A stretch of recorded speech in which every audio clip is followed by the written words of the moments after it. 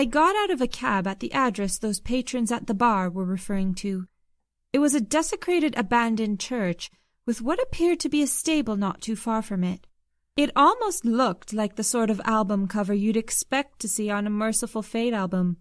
And before you ask, yes, I have been listening to heavy metal since I was 15. It is, after all, the music of my father, so why wouldn't I? Anyways, I went to open the door and knocked loudly. Soon enough there stood a dark-haired man who looked to be in his late 40s. "What do you want?" he asked, as he extinguished his cigarette on the side of the doorway. I told him about my current situation, and he replied, "You're Damon's sister, ain't ya? Why can't you just kiss other men to get your souls?" "Without my soul, I am about as useful as expired milk. I need to reclaim what is rightfully mine." "Yeah, you keep telling yourself that, sweetheart," the man curtly responded. "And while you're at it, save your sob story for someone who gives a crap."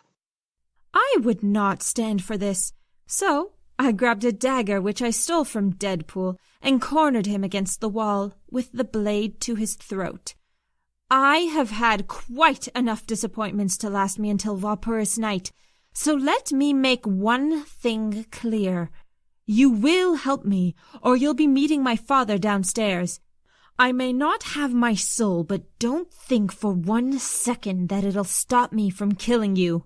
After what you've been through, you think your father will cover your ass now? You're deluding yourself, darling.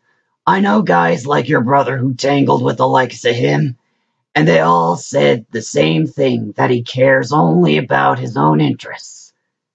Kinda like you. I lowered my blade. Unfortunately, he's right.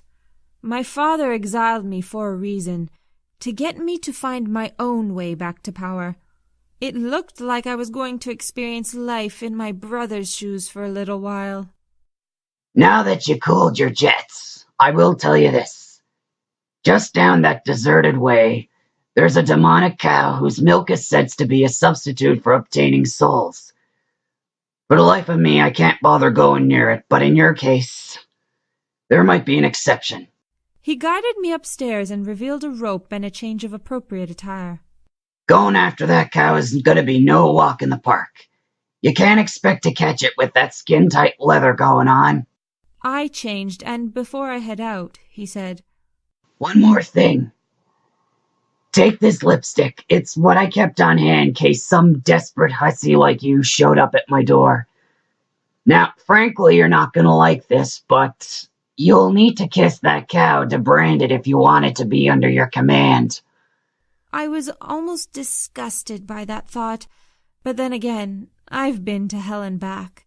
There are much worse things than this. "I reckon that's all I can do for you. The rest is in your hands. Adios." I thanked him and started my way towards the dark, barren wasteland.